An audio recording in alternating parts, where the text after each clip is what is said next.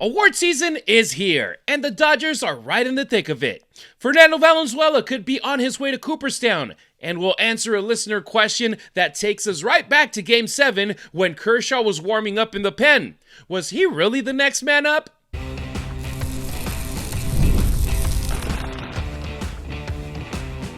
You are Locked On Dodgers, your daily Los Angeles Dodgers podcast. Part of the Locked On Podcast Network, your team every day.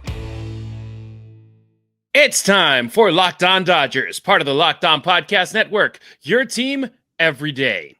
Could we have seen Kershaw on the mound one last time in Game 7? We'll also talk about one of the most beloved Dodgers ever, Fernando Valenzuela, who could finally get his call to the Hall of Fame. But first, it's award season in Major League Baseball, and the Dodgers have two of their superstars right in the middle of it all, Travis. Yeah, it's going to be a good offseason for the Dodgers. They're going to collect some hardware, and we got a million things to get into on Locked On Dodgers. And today's Locked On Dodgers is brought to you by FanDuel. Right now, new customers can bet just $5, and if your bet wins, you'll get $300 in bonus bets to use across the app. So download the FanDuel app today. You know him. He's Travis Rodgers. I'm Harry Ruiz, two guys who talk sports for a living and bleed Dodger blue for life. You can get more Travis on the radio, 710 ESPN LA, or on your phone with the ESPN LA app from 3 to 6 p.m. with the Travis and DeMarco Show. As for me, I'm the Spanish voice of the USC football Trojans and the Spanish play-by-play announcer for the Las Vegas Raiders. But when I'm not calling touchdowns, I'm right here where my heart really beats, talking Dodger baseball with you. If this is your first time tuning in, welcome to the squad. We couldn't be happier to have you along for the ride. And if you're an everydayer, you already know what's up. You're the heartbeat of Locked On Dodgers. Because of you, our last month, October 2025, became the biggest month ever on YouTube since it started back over 4 years ago with this channel. So thank you so much for your support. And hey, the listener line is always open. Call or text 279-3-LOCKED. That's 279-356-2533. Tell us your name, where you're repping from. That's very important. And drop your hottest Dodgers take. You might just hear yourself on our next episode. Okay. Award season in Dodger blue. It's that time of year again, and the Dodgers are once again showing they're not just the best team in baseball, winning back-to-back championships, but have some of the game's best individuals. First, let's start off, Travis, with the guy that continues to redefine greatness, Shohei Ohtani. He's not just a finalist for the National League MVP, he's the favorite. And honestly, who's surprised? Nobody. I mean, It is the biggest no-brainer in baseball that he's the most valuable player. He is two players in one, and he is as box office gets. And there are great players around the National League. Kyle Schwarber had an amazing season, and good for him. And I can't wait to see where he ends up. Maybe he's back in Philadelphia, but quite frankly, there's not a lot of meat on the bone when it comes to will he or won't he. He will. Shohei Ohtani is going to win the MVP. That makes 4. And it puts him in some really rarefied air. Like there's only a handful of guys that have won 3 or more, a couple of handfuls of guys. Like 3 MVPs is crazy. When he picks up his 4th, there will be exactly one person in the history of baseball who has more MVPs than Shohei Ohtani, and Shohei's got a ways to go. Barry Bonds is the only guy that has won more than 4. Barry Bonds won 7, and quite frankly, probably should have won 9. But Shohei has got a chance to run him down. And when you think about Ohtani and the MVPs, and it's great. Look, he won a couple of MVPs in Anaheim, and everybody went, oh yeah, that's cute. Good job. And now that he's winning them here with the Los Angeles Dodgers, it is holy smoke. He's winning the MVP. His team is winning the World Series every year. He's hitting incredibly clutch home runs. He's pitching in the biggest games of baseball. So his value just keeps getting larger and larger and larger because it is leading directly to winning. And, that doesn't always happen in baseball. Sometimes the MVP's on a bad team. I mean, it happens a lot, frankly. And this is, it happened with Ohtani in Anaheim. He was the best player, but he was on a horrible team with horrible leadership. And now that he's on a great team with great leadership, you're starting to see what his value can actually do at the bottom line when it comes to winning. And I can't wait to see him do it because, we've talked about it, Harry, so many times about how he is a modern day Babe Ruth. Well, quite frankly, he's probably surpassed, maybe not in the mythology of the game, but we're getting close there. And he's got a chance to do something that we've never seen before, that nobody has really seen before, which is continue to redefine what's possible on a baseball field. And I can't wait to see it. And I like that he gets the hardware to go along with it. And I really do think he's going to get more. I don't know if he's going to win it every year, but I mean, he's 30, what is he, 31, 32 years old? He's got a lot of time left to win more of these things. We could be talking about 5 or 6 of these things by the time it's all done. Yeah, he's 31. He turns 32 the day after Independence Day next year. So there you go. Very young fella. And his shows 2024 looked like it came straight out of a video game because look at those stats. He hit 282, 55 home runs, 20 stolen bases, 102 runs batted in, led all of baseball with 146 runs scored. And I mean, then you think about, okay, last year he had a 50-50. So technically with the bat, it was better, right? Well, this year he went back on the mound. 14 starts, 2.87 ERA, 62 strikeouts in 47 innings. So now he opened a different 50-50 club. He hit 50 home runs and struck out at least 50 hitters. I mean, it's just ridiculousness all around. And I was able to go to the game after Independence Day. So July 5th on his birthday at Dodger Stadium where he pitched against the Houston Astros. And for me, it was like just watching him go through the motions of, okay, he's starting the game on the mound and then he's leading off for the team right afterwards. So he strikes out the last batter, goes over, starts putting all his gear on, everything ready, bam, goes up to bat, hits a single, runs the bases, and he has to go back and pitch. It's just something where it's like you're not used to seeing this type of things in baseball. And it's just now the next generation of kids who are playing the sport, they're not going to want to be just a pitcher. They're not just want to be a first baseman, a designated hitter. They're going to want to do both things because of Shohei Ohtani. He's redefining what it is to be a baseball player. And eventually, Travis, there will be a player, I don't know if at the level of Shohei Ohtani, but that will come up and be in Major League Baseball, both pitching and batting, because he watched Shohei right now. Yeah, I know. He opened the door and he broke the mold. And like I think we've seen the example of what this can do already. And it's just in a different sport, but we're seeing it with our own 2 eyes. Steph Curry changed basketball forever. That Steph Curry showed up and said, hey, look, a 30-footer is a good shot for me. And so when Curry starts taking 30-footers, before Steph Curry, every basketball coach in the history of the world would rip that player off the floor, sit down and say, you're ruining the game, you're ruining the team, you're a selfish player, blah, blah, blah, blah, blah, blah. And Steph just made so many of them that you started to go, okay, that's a good shot for him. Well, look around the league. There's a lot of guys that can do it now.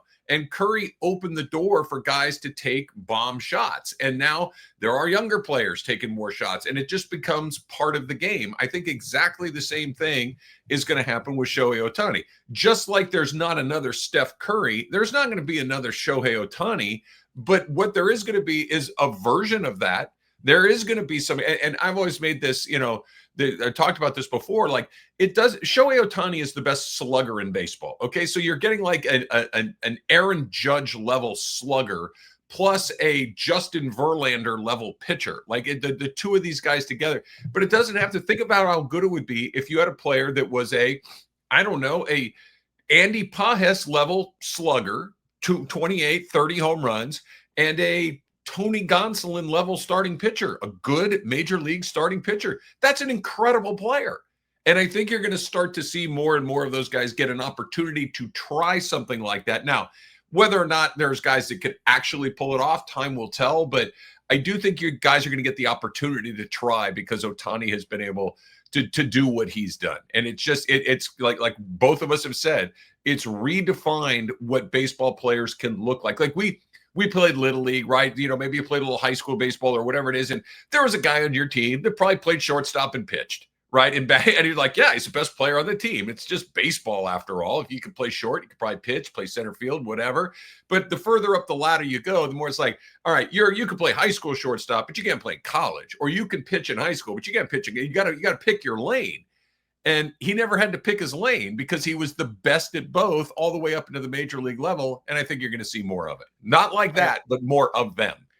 You mentioned Kyle Schwarber. He's one of the finalists. The other one is Juan Soto. But in my opinion, this should be unanimous for Shohei Ohtani. But he's not the only Dodger up for hardware, because on the pitching side, Yoshinobu Yamamoto is a finalist for the National League Cy Young, because before his October dominance, where he was named the World Series MVP, Yamamoto went 12-8, posted a 2.49 ERA, and struck out 201 batters in nearly 174 innings. That's elite. He carried the Dodgers rotation when you had the likes of Blake Snell and Tyler Glasnow on the injured list, and you just started patching up whatever okay, what do we have? Clayton Kershaw's available. Let's put him over here. Who else do we have? Tony Gonsolin right now. Let's put him right here. Emmett Sheehan.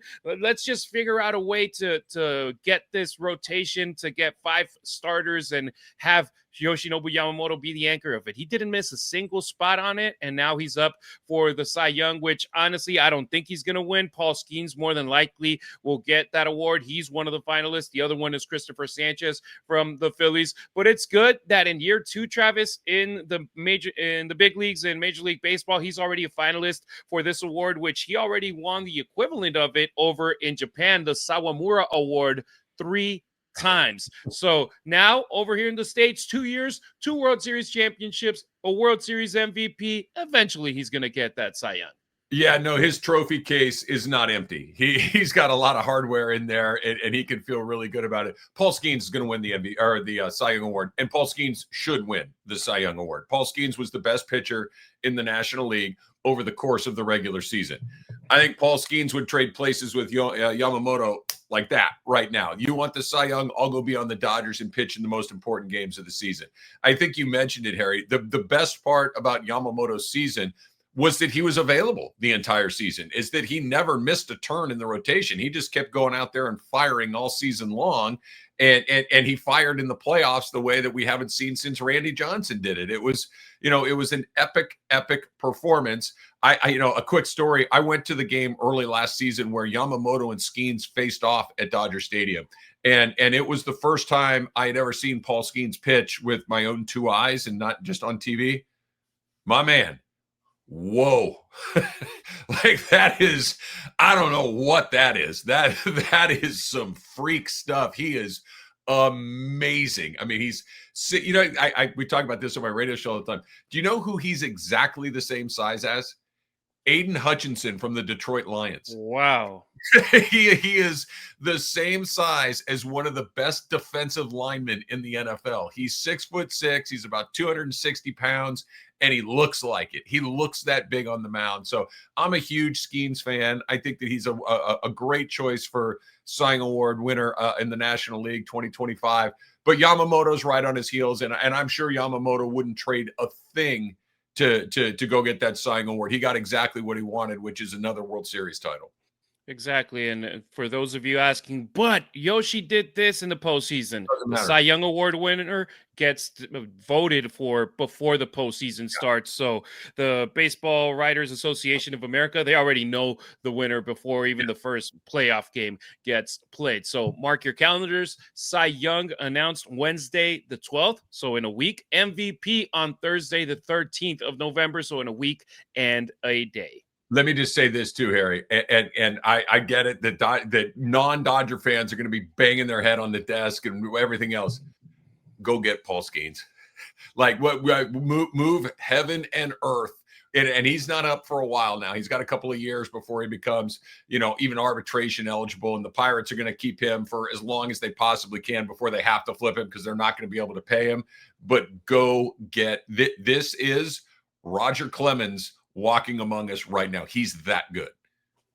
Exactly. And if you're talking about great pitching, we got to talk about Fernando Valenzuela because his name is back in Hall of Fame consideration. Coming up on Locked On Dodgers, we're breaking down his case, not just statistically, but culturally, to go into Cooperstown.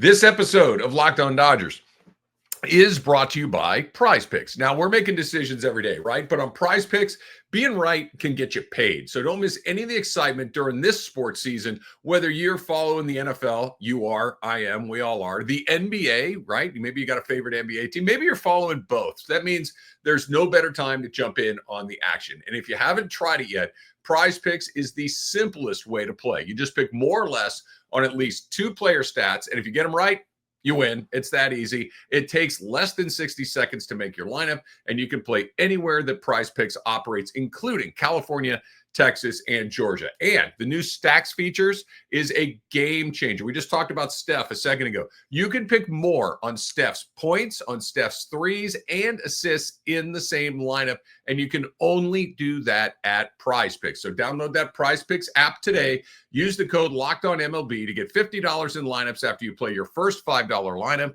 That's code LOCKEDONMLB for $50 in lineups after your first $5 lineup. Prize Picks. It's good to be right.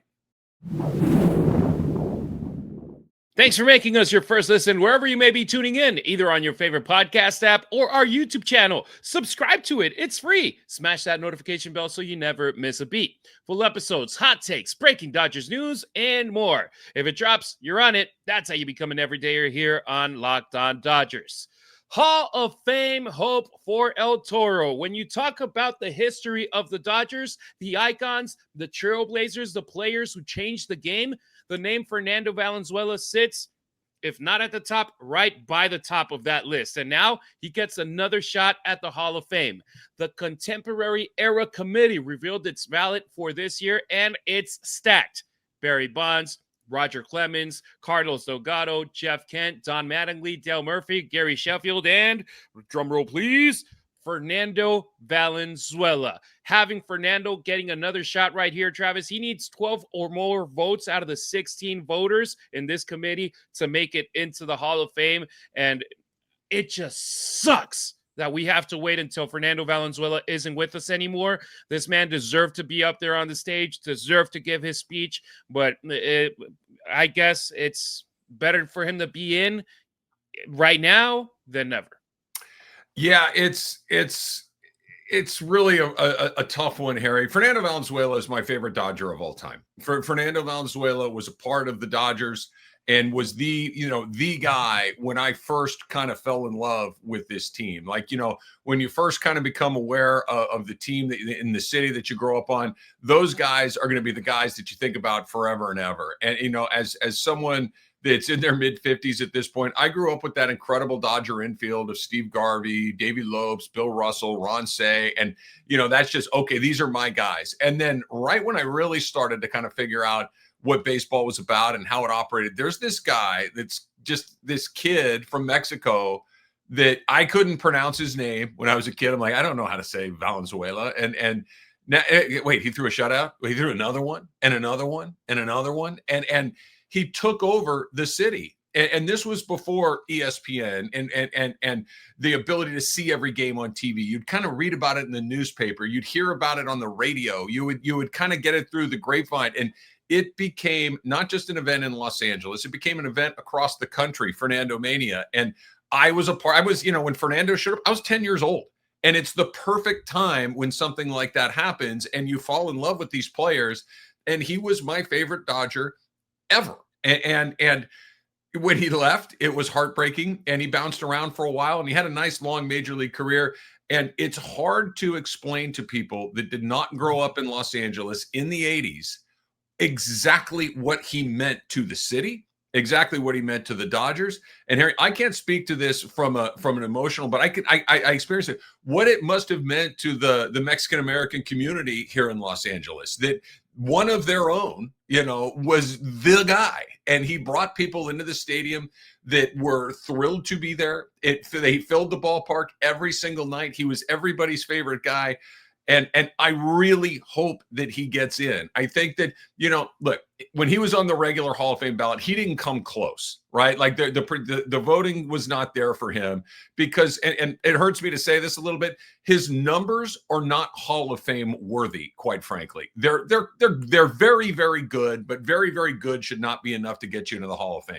I think what gets Fernando into the Hall of Fame, in my opinion, is his cultural impact, is his impact on the game. Baseball fans, Harry, I'm significantly older than you are. You know who Fernando Valenzuela is. My kids know who Fernando Valenzuela is. Anybody that follows baseball knows who Fernando Valenzuela is. And I think that matters a great deal. And that's why I'm optimistic that he gets in. He's got to get 12 of those 16 votes. That's a pretty high threshold to get in there. But I would love to be able to say Hall of Famer Fernando Valenzuela. I've got my fingers crossed, but the fact that he was so far away on the regular ballot makes me a little nervous about whether or not he's going to get in on this one. Look, Travis, the numbers, they only tell part of the story. But even then, you can look over. By age 26, he was a 6-time All-Star. That's an individual award. That means he was one hell of a pitcher on the mound. He was also a Cy Young winner. He was also a Rookie of the Year. He was also a World Series champion by age 26. Then you look from 81 through 86, he was one of the most dominant pitchers in the sport, but he was getting over 250 innings of work per year, averaging 14 complete games per season. Look at Yoshinobu Yamamoto. We were going crazy when he pitched one complete game in the postseason. Then he went for 2, and it's like, holy crap, we were mind blown for 2. Fernando Valenzuela was doing it over and over and over and over and over again in an era where pitchers were allowed to go that hard. But that ended up being also part of his demise on the mound, where it's like his arm just wasn't able to stay at the same level for ever. And the injuries eventually caught up to him. The second half of his career, it didn't carry the same magic, but it was still seeing Fernando Valenzuela on the mound. It didn't matter which franchise he went to. You had that Fernando mania that you lived in Los Angeles, whichever other city he went to, all the Mexican fans, all the Mexican American, all the Latino fans that were there, they would pack the stands to see El Toro on the mound, and he united Los Angeles. He brought generations of Latino fans closer to the Dodgers, and even before he passed away, I was a season ticket holder with the Dodgers for 6 years. Every time I went to the stadium, Fernando Valenzuela was one of the jerseys that I would see the most. He was part of the broadcast crew with the Spanish radio broadcast. They would always put him up on the screen, one of the loudest pops of the night when Fernando was shown on the screen and he would wave at the camera. He is just somebody that his legacy deserves to be recognized with the Hall of Fame. And I'm very happy that the Dodgers, a franchise who doesn't retire numbers until a player is retired, they made an exception here for Fernando Valenzuela back in 2023 and gave him that moment that he got to enjoy out on the field at Dodger Stadium. Now, Hall of Famer, damn, I was about to throw an F-bomb. Hell yes, he deserves to be a Hall of Famer. And I'll raise my hand as a Mexican-American, as somebody that was born in the States, but my parents are from Mexico. I lived in Mexico for 12 years. He is somebody that changed everything for that country, for the sport. He deserves to be in the Hall of Fame, man. And I hope that this committee gives him that spot. I agree. I agree with everything you said, and I am praying that he gets in, because he certainly deserves it for all of the reasons that we mentioned. And having lived through Fernando Mania and getting to experience it, you talked about, I loved how you said it, like Yamamoto back-to-back, a couple of complete games. You're like, oh my God, he 2 in a row. Go look at the beginning of Fernando Valenzuela's 1981 season. Harry, he threw 8 complete games in a row to open the season. To open when he wasn't even supposed to be on the opening day roster.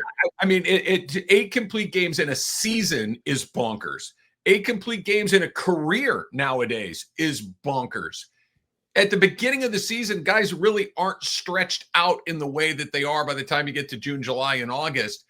He threw 8 complete games to open the season. That is just something you will never, ever see again. And like you said, I remember him pitching in the All-Star game and just wiping out the American League. He was, essential to the Dodgers winning the World Series in 1981.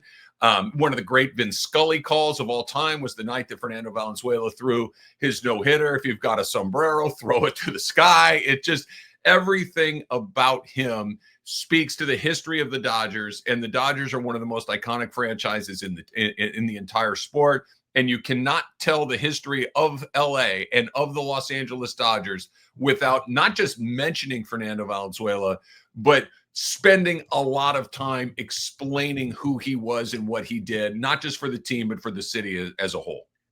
The announcement will be made December 7th I on really, MLB Network, and we hopefully December 8th, we have a special I, show here on Locked On Dodgers talking about Fernando Valenzuela being a Hall of Famer. Hopefully we get to see us black out there in Cooperstown. I'll fly out to Cooperstown to see that.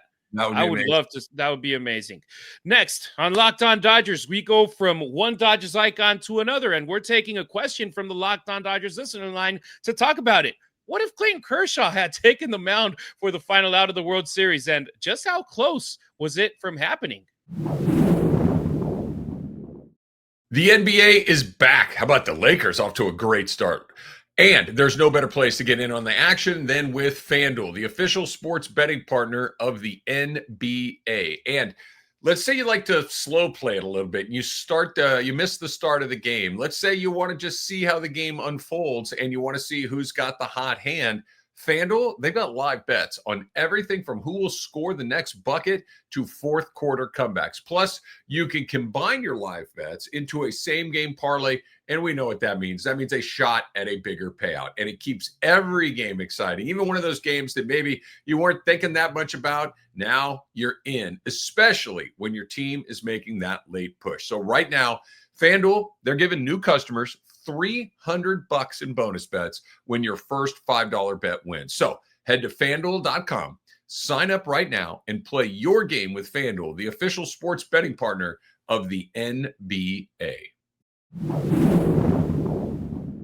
Don't forget to follow Locked On Dodgers not only on YouTube, but on X, Instagram, and TikTok as well. You can find Travis on social media at Travis Rodgers on X and Instagram. Meanwhile, I'm at Harry Ruiz on X, at Harry_Ruiz on Instagram, and at Harry Ruiz_ on TikTok. Was Kershaw the next man up? Let's hit the Locked On Dodgers listener line. You can always text or leave a voicemail at it. 279-3-LOCKED. That's 279-356-2533. If you're watching us on YouTube, there's a ribbon right beneath Travis and myself with the number all show long, so hit us up. Today's message comes from James in Oregon, who asks, at the end of the game, they showed Kershaw and Sasaki warming up in the bullpen. In what scenario would Kershaw have come in to pitch? Love the question. Thank you for texting, James, because for a split second, every Dodgers fan thought, wait, are we going to get to see that moment? Kershaw, the franchise legend, one more pitch, one more out, one more memory in a very tight situation. And here's the thing. It almost happened. Kershaw said after the game, I've been through it in October. I've had my ups and downs. So for Roberts to stick with me and trust me, even tonight, had me up for the next batter, it means the world to have your manager trusting you like that. End quote. And for the way that the pitching matchup would have been, it would have made sense to have Kershaw out there with a lefty on the mound. I know that, Travis, you've been nodding your head since I mentioned it in the intro of the show. Man, just for him to be warming up, it showed you it was an 11-inning game. You had exhausted a lot of your options. You would have definitely gone with somebody else, right? Harry, it's making me sick just to think about it, and it's in the rearview mirror. I mean, let's. I hate this topic so much because Clayton Kershaw, legend. You know, I don't need to tell anybody Clayton Kershaw's resume. He's amazing. Clayton Kershaw in the playoffs is a nightmare. He is. And we saw it earlier in the World Series where he faced one hitter. He threw 8 pitches and 6 of them were balls. Okay. And quite frankly, of the 6, he got bailed out. He got bailed out. He didn't have it. Right. He just simply didn't have it. And it was the perfect ending for him. He got an out. He got off the field, and you could feel the entire stadium at Dodger Stadium. You could feel Dodger fans across the world go, oh, thank God that Clayton Kershaw, and this is unfair, I guess, but it's also true. Clayton Kershaw in this playoffs spells doom. It just does. It just does. That when you see him getting warm, especially Clayton Kershaw, relief pitcher, is I don't need a part of that. And I can't imagine that it wouldn't have been Sasaki. And I know Dave trusts him, and I know he's going to the Hall of Fame, and yada, yada, yada, yada, yada. That would have been the single worst way to end Clayton Kershaw's Hall of Fame career would be to come into an extra inning World Series game and tank again. And I don't know if any Dodger fan looking in their heart of hearts thinks that he would have gone in there and survived that. I don't think he would have. I know maybe I'm wrong. I don't know. I'm so glad that he did not have to come in and pitch that game, because I don't know if I would have been able to handle it. And even worse, I don't know if he would have been able to handle it. Yeah, with Varsho behind Alejandro Kirk coming up, that's why it was that scenario where Kershaw would have come in. And look, it could have gone one of two ways. You did mention it would have just finished his career potentially with him allowing the game-winning run for the Blue Jays, but it could have also ended the way that his outing in the extra innings game in Game 3 ended, with him getting an out, with the Dodgers getting a win, with him being on the mound for the final out of Game 7 in the World Series. That would have been a storybook ending, but fortunately, we will never know if it would have gone one way or another. And Yamamoto got that ground out, got that double play. Mookie Betts, how about that? Mookie Betts, who all season long there were people talking about him being at shortstop and him forcing his way, and I'm putting air quotes for those listening on audio podcast, his way into shortstop. He got the double play right there. It was just fantastic. Personally, Travis, I think it would have been awesome to see, but then you had those two things where it's like, oh man, Kershaw in the postseason, of course, you get X amount of games as flaws and more as successes, and you remember the flaws, you remember the bad games more than the good games.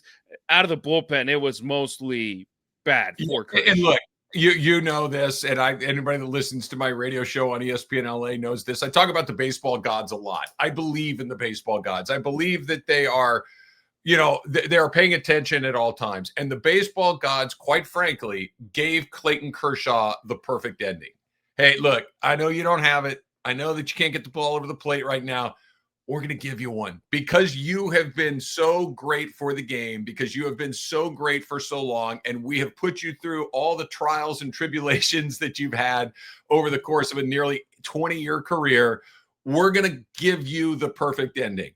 But the assumption is don't come back and ask for more. do not ask me to do this one more time. And the gods, when they were looking at Clayton Kershaw warming up, they're like, you really want to do this? Because we're not here to save you this time. We are here to say, we gave you the ending. We're not going to give you two. So I am thrilled that we will never know the answer to that question, because I had that much faith that it was going to go that way.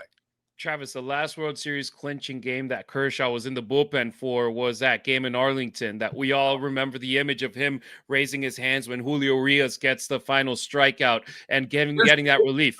That was Game 6, and you had Walker Buehler ready to go the next day in Game 7. So this would have been the World Series ends. The other team on the mound. Oh, gross. What I was going for is that we didn't get that image here in Game 7 because Kershaw thought there were no outs. Right. So by the time the double play happened, he thought the game had just been tied, and then they were jumping him. He's like, what just happened? We just won the World Series. It's like, okay, relief, celebration. He got tired running out to the field, but look, hey, he didn't need to add another pitch to have his legacy done. It was already written, and it's Dodger Blue from day one until the end. It's perfect. All right. Yeah, fantastic. That'll do it for today's episode of Locked On Dodgers. If you're still craving more baseball talk, have the all-new Locked On MLB Game Night be your second listen. Get local analysis on a national scale.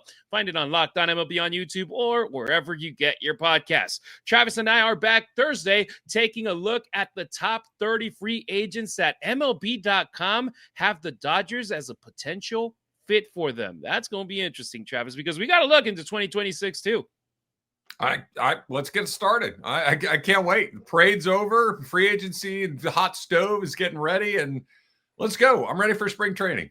That hot stove's already warm. It's going to be scorching hot real soon. We appreciate you riding with us. Until next time, keep it real. Keep it Dodger Blue.